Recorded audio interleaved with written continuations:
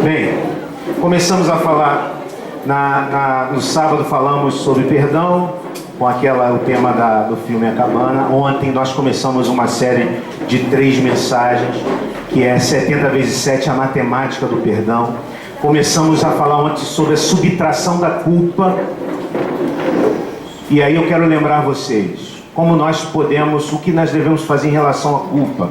Precisamos observar a culpa real que existe em nós, ou seja, fizemos e fazemos mal às pessoas, vivemos num mundo instável, e nesse mundo instável não seremos o tempo todo perfeitos, e nem teremos uma relação perfeita dos outros. Então haverá sempre em nossas relações momentos em que nós precisaremos perdoar ou sermos perdoados. É assim. É claro que a gente tenta ser o melhor possível.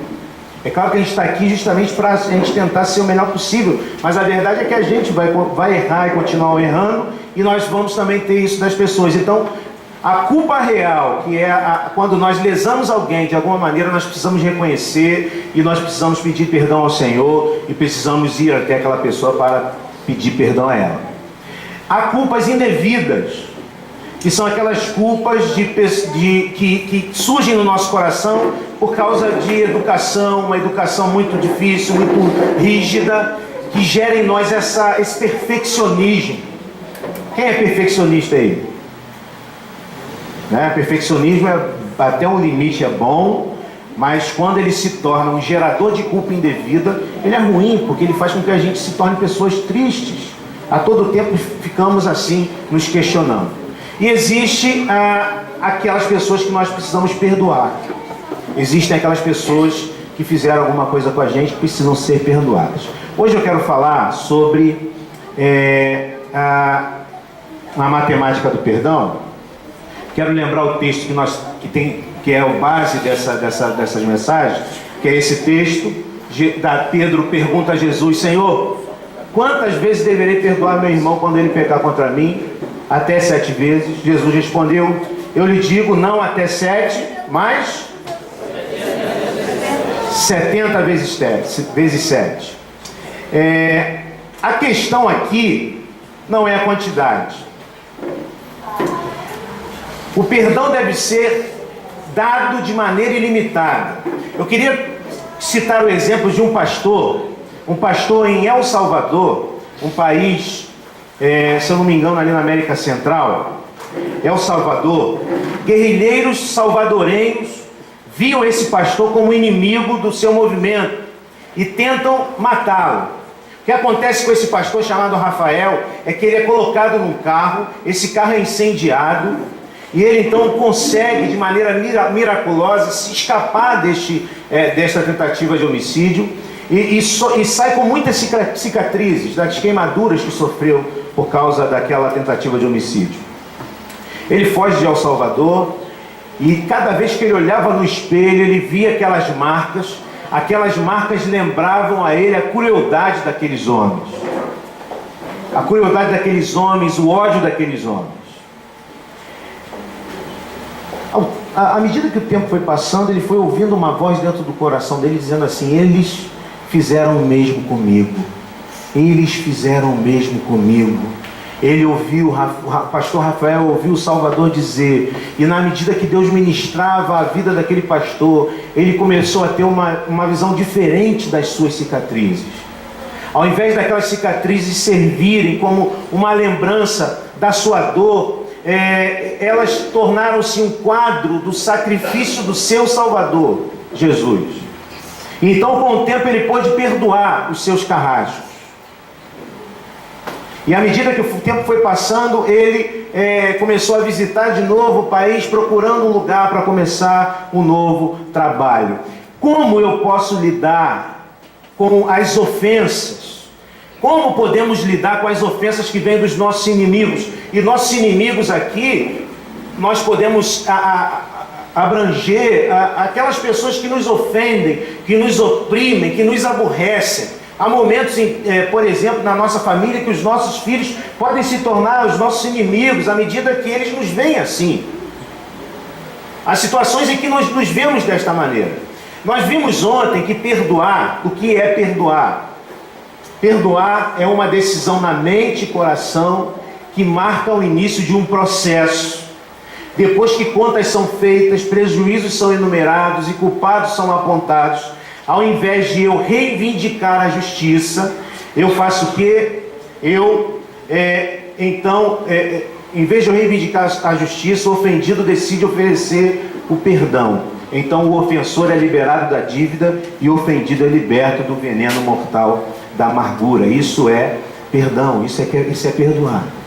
Eu quero, para a gente falar de amor, nós cantamos um louvor que fala sobre amor, que o amor, o nosso amor, o amor humano, é um amor passageiro, é um amor interesseiro, é um amor muitas vezes só de palavras, mas o amor de Deus não, nós cantamos isso.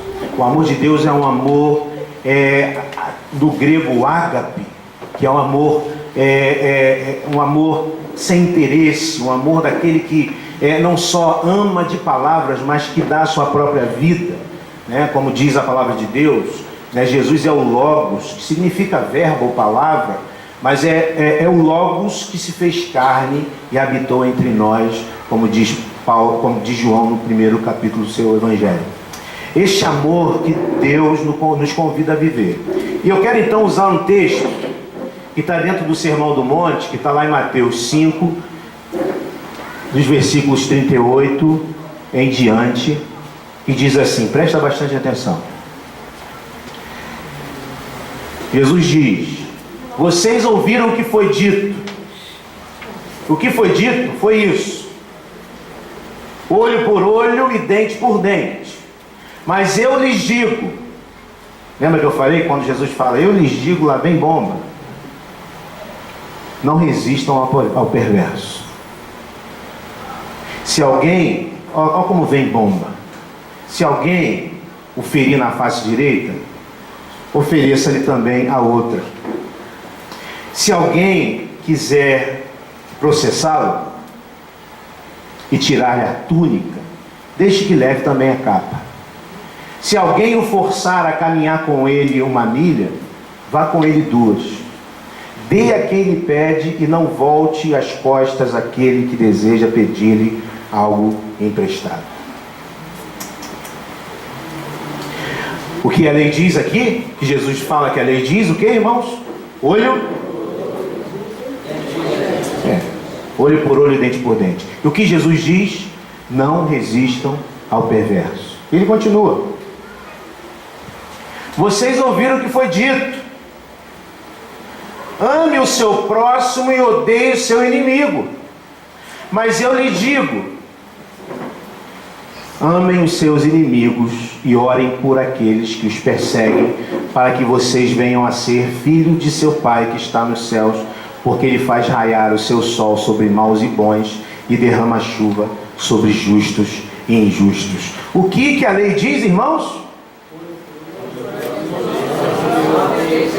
Ame o seu próximo e odeie o seu inimigo. O que Jesus diz? Ame o seu inimigo. Ore pelos seus inimigos. Continua: se vocês amarem aqueles que os amam, que recompensa vocês receberão? Até os publicanos fazem isso, até os pagãos fazem isso. Se vocês saudarem apenas os seus irmãos, o que estarão fazendo demais? Até os pagãos fazem isso. Portanto, sejam perfeitos, como perfeito é o Pai Celestial de vocês. Só bomba. É só bomba.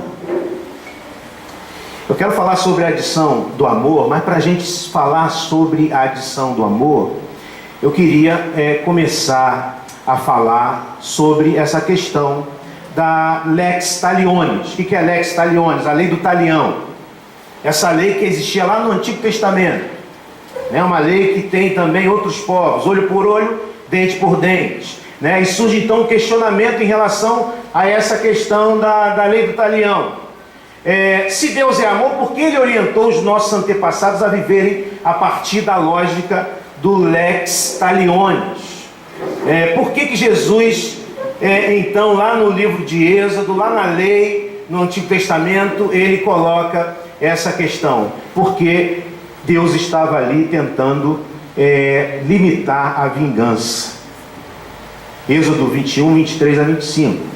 Mas se houver danos graves, a pena será vida por vida, olho por olho, dente por dente, mão por mão, pé por pé, queimadura por queimadura, ferida por ferida, contusão por contusão. É esse texto que Jesus está citando ali em Mateus. Por que existia essa lei? Alguém sabe? Para organizar a nação. Como se fosse um código penal. Sim. Tinha uma regra que precisava existir. O povo saiu do Egito, né? Meio que ignorante, não precisava de uma organização ali. Então Deus colocou essa coisa. Sim. Porque o que acontecia? O que acontece na nossa relação com a questão da vingança? A gente geralmente quer fazer o mal, aquele que nos faz algum mal, maior do que aquilo que nós recebemos. É uma tendência natural do ser humano. Nós queremos que o outro que nos fez sofrer, sofra mais do que nós sofremos. Há uma disfunção na natureza humana, desde que nós pecamos contra o Senhor lá em Gênesis 3, nós não sabemos retalhar, nós não sabemos retribuir, porque nós geralmente queremos a vingança. E geralmente a vingança é sempre uma dose maior do que aquela que tomamos. Obrigado, meu irmão. Você percebeu que eu olhei para o lado?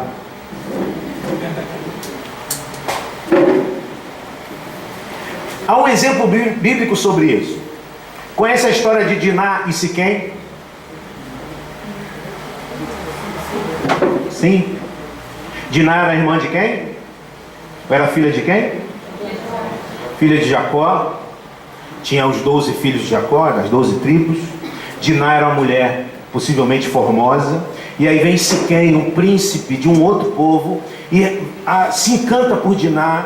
Ele faz o que? Ele vai raptar Diná e vai abusar sexualmente de Diná. O pai de Siquém, quando vê aquela situação, e percebendo que haveria então uma grande dificuldade entre eles e aquele outro povo, ele então toma a decisão: você, Siquém, vai casar com Diná. E aí o que acontece? Jacó e seus filhos aceitam aquela situação com uma condição. Siquém tem que circuncidar. Era uma exigência para quem era do povo de Deus. Tirar o prepúcio do pênis. A circuncisão. Siquém tem que fazer a circuncisão e toda a sua família.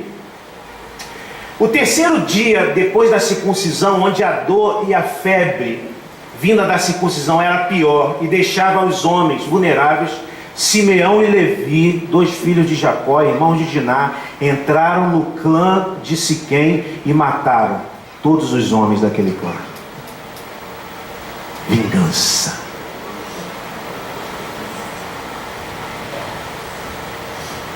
Esse é um dos grandes males da humanidade.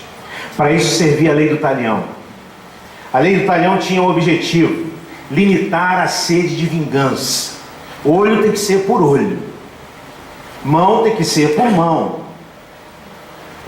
Ok? Tudo bem? Deus estabelece uma lei ali no Antigo Testamento para limitar a sede de vingança. Nós vivemos numa sociedade da vingança. A vingança dá ibope.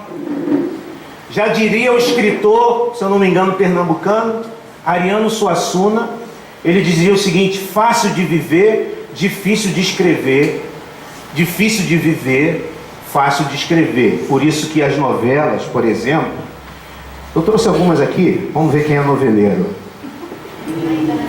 Né? Então, olha só, a lei jamais disse para nós odiarmos os nossos inimigos, tá? A lei jamais disse isso. Vamos ver. Se bem que já está o nome ali. Avenida Brasil. Uma novela que tinha história de vingança. E foi uma das novelas, se eu não me engano, que deu mais ibope nos últimos tempos, né? Quem era o nome da vilã? Aí, ó, caramba. Carminha era a mulher que voltou para vingar, não é isso? É. Aqui, agora uma mais antiga. Chocolate com pimenta. É nos anos 20, né? Chocolate com pimenta. É. E aí, quem era a vilã? O vilão, sei lá. Hã? Também não lembro. Tieta. Quem era o vilão da Tieta? A vilã? Hã? A irmã? A Perpétua? Tá sabendo, né, irmão? Agora uma da atualidade. Agora a garotada sabe essa aqui, ó. O outro lado do paraíso. Quem é a vilã ali? Hã?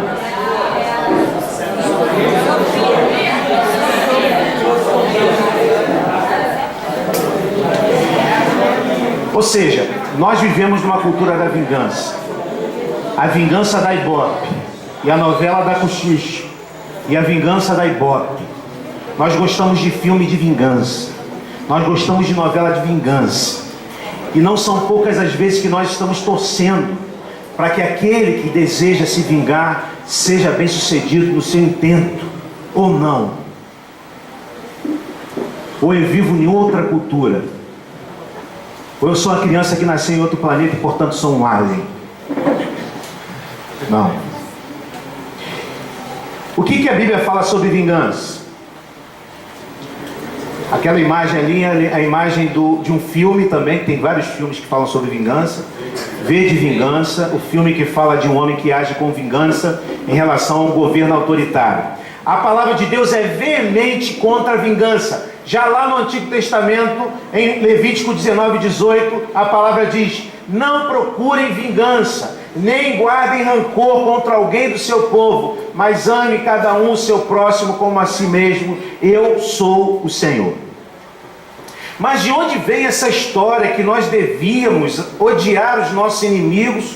Essa história, até mesmo que Jesus fala lá, que se dizia, que a lei dizia antigamente.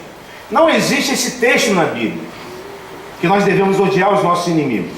Este conceito vem de uma dedução de rabinos, e havia uma tradição de rabinos, que ensinavam oralmente o povo, e quando liam que devemos amar o nosso próximo, deduziam que devemos então odiar aquele que não é o nosso próximo, ou seja, o nosso inimigo. O que diz a palavra em Provérbios 20:22? Não diga, eu o farei pagar pelo mal que me fez. Espere pelo Senhor e Ele dará a vitória a vocês. É o que diz a palavra do Senhor. Jesus disse: não resista ao perverso. Ou seja, o discípulo de Jesus nunca busca vingança para si. Vingança é algo que não agrada o Senhor. Vingança é algo que nós devemos jogar fora.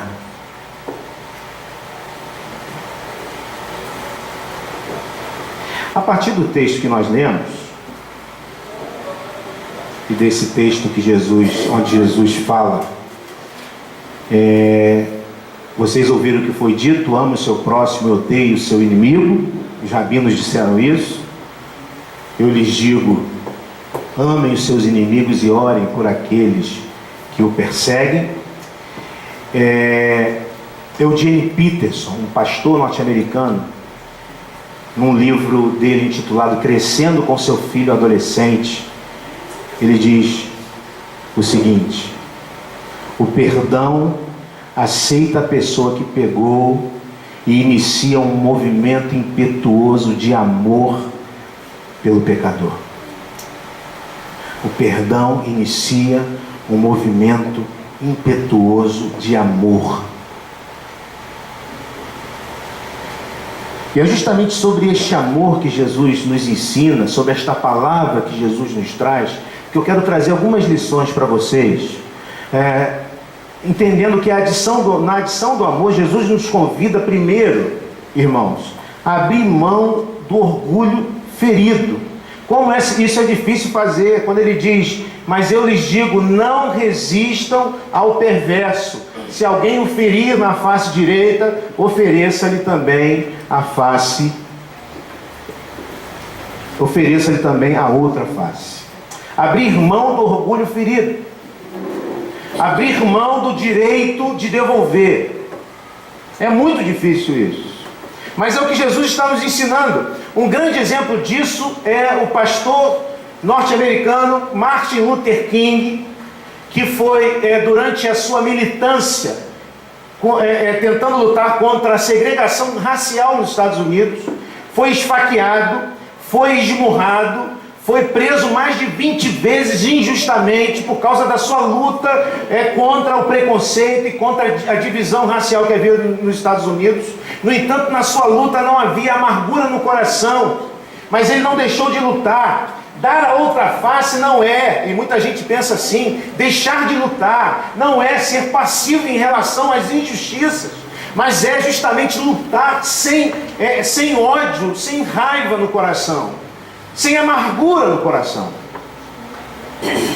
Abra mão do orgulho ferido. Abra mão de dar o tapa de volta. É o que ensina Jesus Cristo.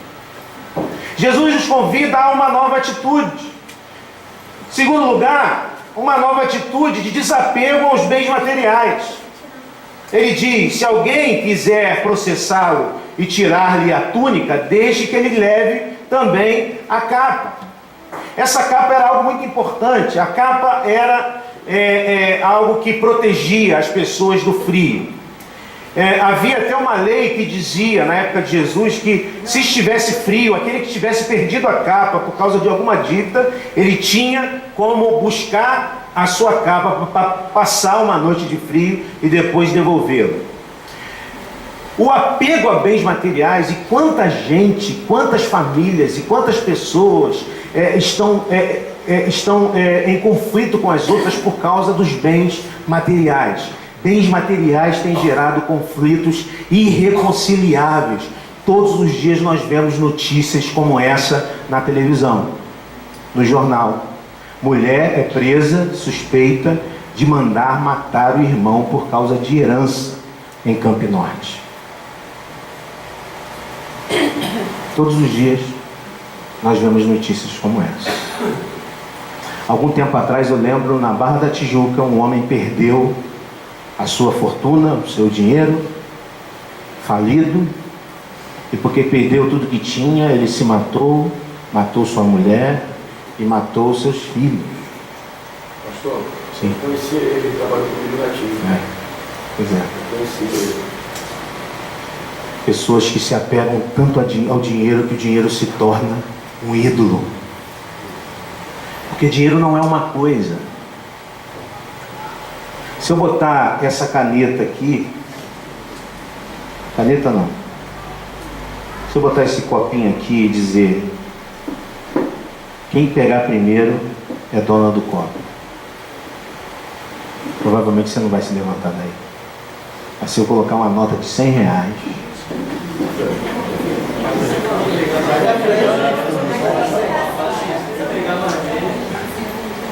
sabe por quê? Porque o dinheiro não é uma coisa, o dinheiro é um ídolo. Vivemos uma sociedade em que muitas pessoas adoram ao ídolo chamado dinheiro. Até muitas igrejas trouxeram esse ídolo para dentro da igreja para que ele fosse adorado. Venha para a nossa igreja que você vai ter prosperidade financeira. Não que Deus não dê prosperidade financeira a quem Ele quer dar, mas porque nós vivemos numa sociedade que idolatra o dinheiro e os bens materiais.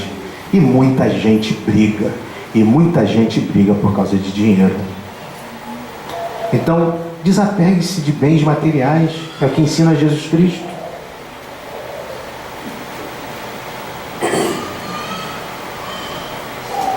Terceira lição, Jesus nos convida, irmãos, a uma nova atitude: oferecer saldo a quem pedir. Se alguém o forçar a caminhar com ele 1 milha, vá com ele 2. O historiador, um dos únicos historiadores que a gente conhece da época de Jesus, chamado Flávio Joséfo, ele diz que esse verbo forçar está ligado ao transporte compulsório de bagagem militar.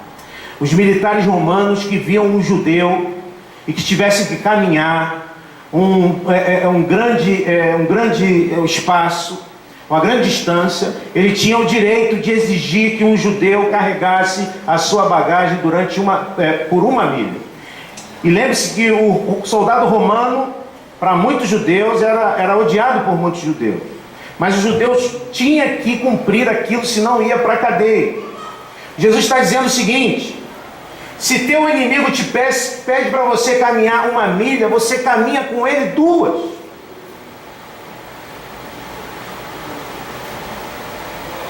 Caminha com ele 2 milhas. Sabe aquela história de que eu já fiz aquilo que eu tinha que fazer e agora ele que se vire?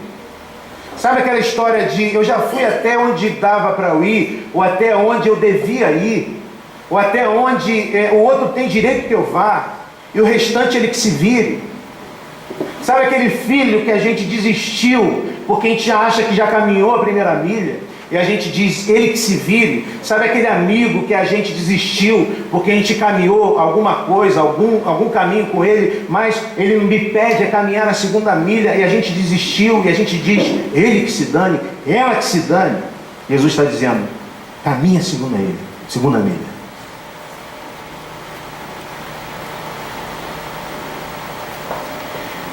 Jesus nos convida, queridos irmãos, a olhar generosamente para o necessitado. Dê a quem lhe pede e não volte as costas àquele que deseja pedir-lhe algo emprestado. Não vai sair daqui pedindo emprestado dinheiro para o teu irmão, falando que o pastor falou que tem que fazer isso, não. Amém. Amém, irmão? Alguém te fez mal, alguém pisou em você, alguém te humilhou, mas o mundo dá volta, não é assim? E aí muitas vezes aquele que te fez algo, aquele que te fez mal, volta para te pedir ajuda. Você já passou por isso? O que você faz? E quando eu penso nisso, eu lembro da história de José, do Egito, vendido pelos seus irmãos, humilhado pelos seus irmãos, simularam a sua morte, venderam José para mercadores que passavam. José foi levado para o Egito.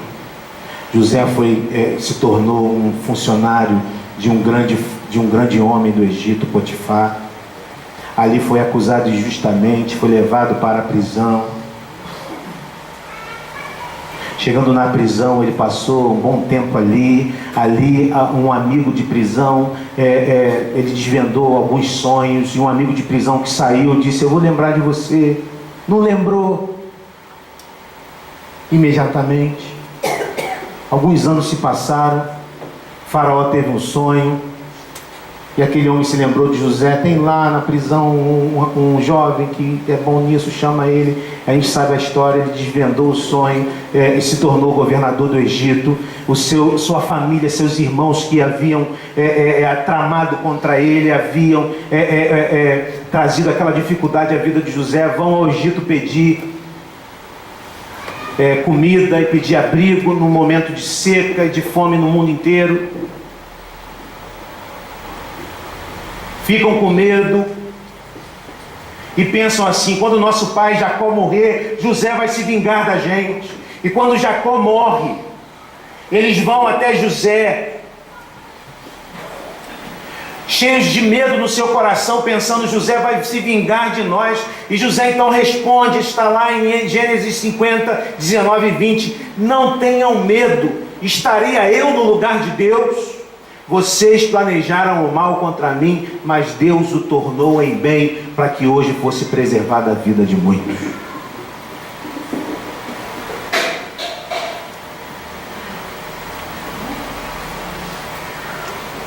Tem um olhar generoso para o necessitado. Jesus disse: amem os seus inimigos, façam bem aos que os odeiam. Jesus nos convida ainda, irmãos, orar por aqueles que nos perseguem. Orem por aqueles que vos perseguem, é o que diz Jesus Cristo. Acho que essa é uma das mais difíceis coisas a fazer, orar por alguém que não nos quer bem. Orar por alguém que nos ofendeu. Talvez seja fácil orar quando a gente faz uma oração imprecatória. Sabe o que é uma oração imprecatória? Senhor, fulmina ele. Senhor, faz cair um raio na cabeça dele.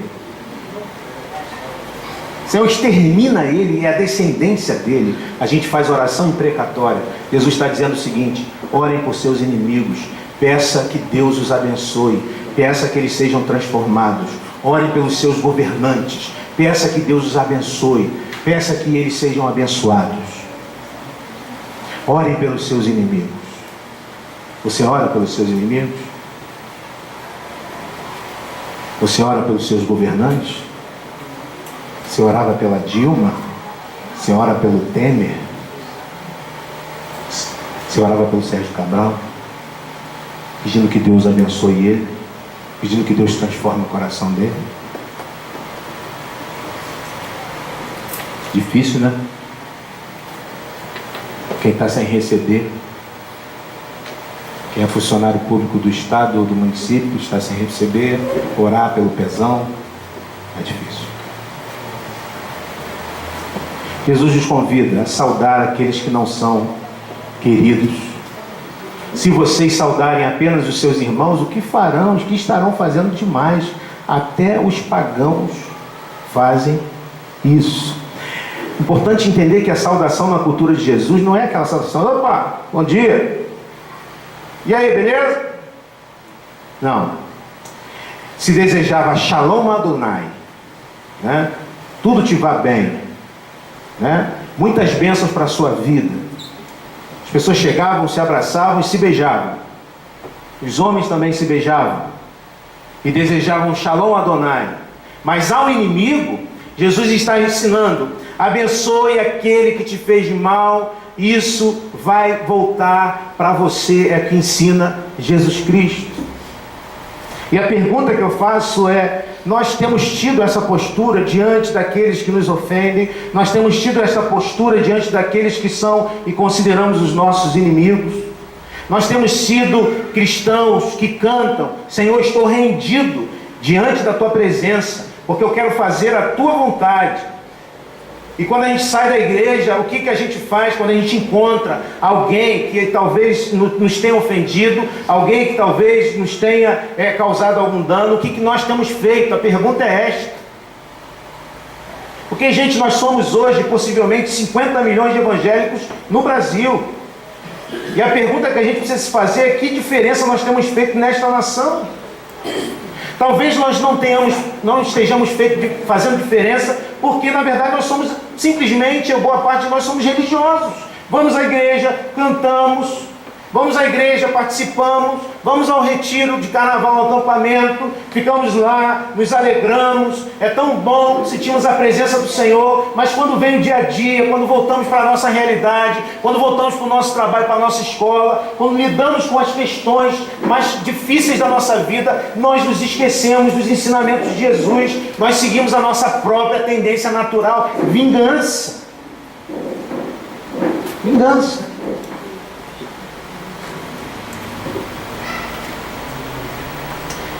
Ah, pastor, como é difícil.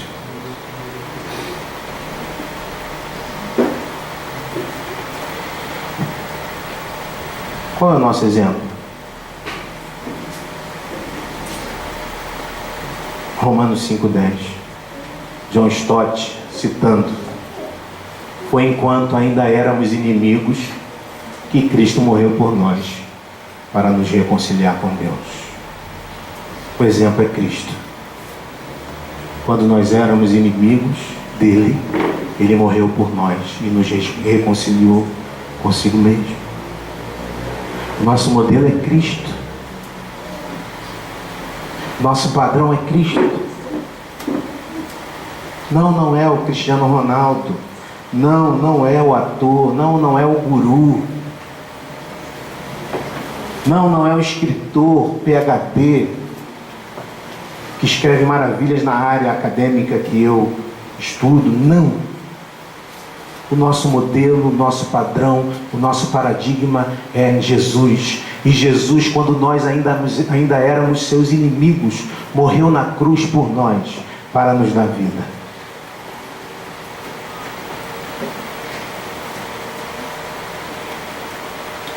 Desde as primeiras partes da Bíblia, entende-se que Deus não pode perdoar sem sacrifício. Ou seja, nada do que você faça de bom conquista o amor de Deus. Ele te ama incondicionalmente antes que você pudesse amá-lo. Jesus sai do céu, Jesus é humilhado, Jesus é surrado, Ele deixa a sua forma, Ele abre mão de alguns de seus atributos como Deus, Ele se torna um homem como nós, Ele vem e pisa nessa terra e mais do que isso, sofre humilhação, sofre perseguição, está na cruz do Calvário, sangrando uma morte terrível como a crucificação, que era uma morte lenta, que fazia com que o homem sangrasse até morrer. E ele lá na cruz, sofrendo todas as dores físicas e emocionais, mas sobretudo a dor espiritual, daquele Deus que sempre esteve na Trindade, no seu trono de glória, agora está numa cruz, chegando ao ponto de dizer: meu Pai, por que me abandonaste? E Jesus tem a força para fazer esta oração: Pai, lhes perdoe. Por quê? Eles não sabem o que fazem. Eles não sabem o que fazem.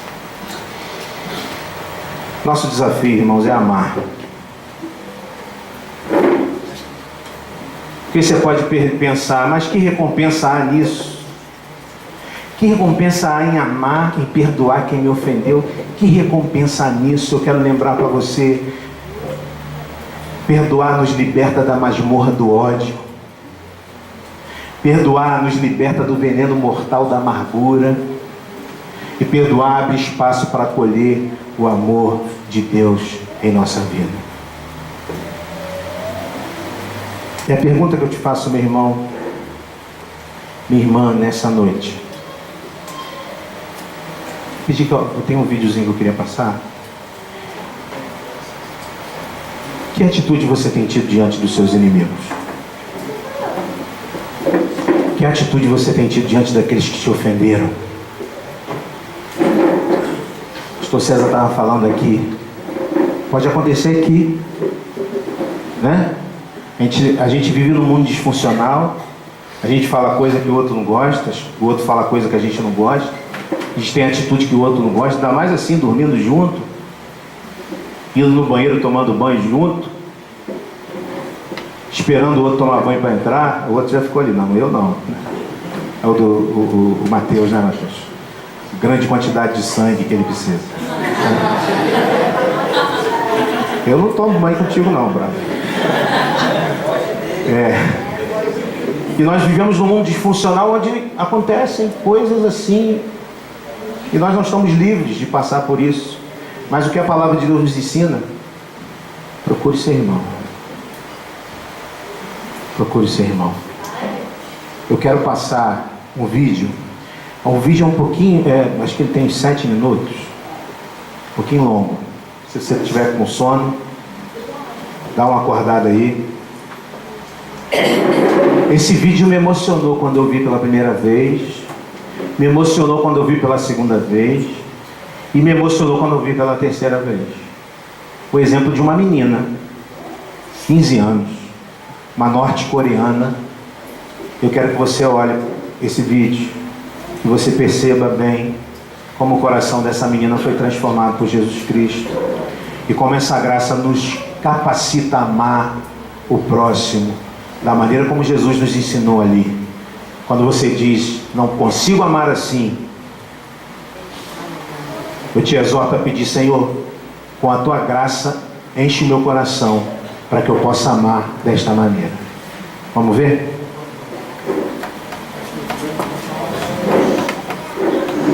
Só para contextualizar. Essa menina discursou no congresso de Lausanne, na Suíça, o Congresso Evangelismo Mundial de Evangelismo, que aconteceu em 74 em Lausanne, que foi um importantíssimo movimento evangélico mundial, e que gerou o Pacto de Lausanne, que é um pacto interessantíssimo sobre a evangelização da igreja.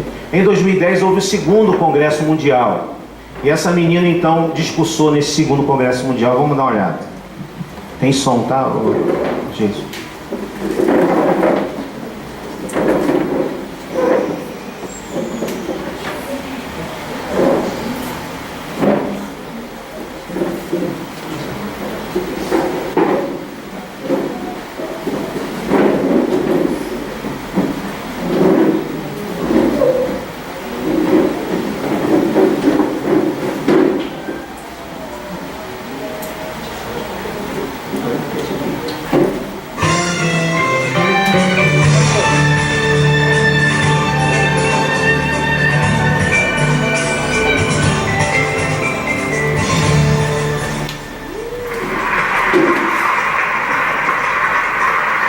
Tá legendado, hein? Hello, my name is Kyung-Ju Swon. I was born in Pyongyang, the capital of North Korea. I came to South Korea in 2009. I am 18 years old and I am currently in my second year of high school. I was the only child of a very wealthy family. My father was an assistant of Kim Jong-il, who is the leader of North Korea. When I was only 6 years old, my family was politically persecuted by the North Korean government. So we escaped to China. That was in 1998. After we settled in China, one of our relatives led my family to church. There my parents came to know the amazing grace and love of God. Then only a few months later, my mother, who was pregnant with her second child, passed away from leukemia. Yet in the midst of this family tragedy, my father started a Bible study with missionaries from South Korea and America. It was his strong desire to become a missionary to North Korea. But suddenly in 2001, he was reported and arrested by the Chinese police and was sent back to North Korea, where he was sentenced to prison. He was forced to leave me behind, but the 3 years he served in prison only made my father's faith stronger. He cried out to God more desperately rather than to complain or blame him. When he was released from prison, he returned to China. We were reunited briefly. It was then that he started to gather Bibles. Not long after, he decided to return to North Korea to share Christ's message of life and hope among the hopeless people of his homeland. He chose not to go to South Korea, where he could have enjoyed religious freedom. Instead, he chose to return to North Korea to share the love of God in a dangerous land. It breaks my heart to tell you that in 2006, his work was discovered by the North Korean government and he was again in prison. I have heard no word from my father nor about him ever since. In all probability, he has been shot to death in public on charges of treason and espionage, as is so often the case for persecuted Christians in North Korea. When my father was arrested the first time in 2001 and was forced to leave me and return to North Korea, I was not yet a Christian. That's when I was adopted by a young Chinese pastor's family. They showed me great love and care. Through them, God protected me. But the pastor and his wife had to go to America in 2007. Shortly after that, I was given the opportunity to go to South Korea. It was while I was still in China, staying at the Korean consulate in Beijing, waiting to come to South Korea. Late one night, I saw Jesus in a dream. He had tears in his eyes. He walked towards me and said, "Youngju, how much longer are you going to keep me waiting? Walk with me. Yes, you lost your earthly father, but I am your heavenly Father, and whatever has happened to you was because I love you." After I woke up from the dream, I knelt and prayed to God for the first time. That night, I realized that God, my Father, loves and cares about me so very much that He sent His Son Jesus to die for me. I prayed, "God, here I am. I just lay down everything and give you my heart, my soul, my mind, and my strength. Please use me as you will." Now, God has placed deep in my heart a great love for North Korea, just as my father was used there for God's kingdom. I now desire to be obedient to God. I want to bring the love of Jesus to North Korea. I look back over my short life and I see God's hand everywhere. 6 years in North Korea, 11 years in China, and the time of being here in South Korea.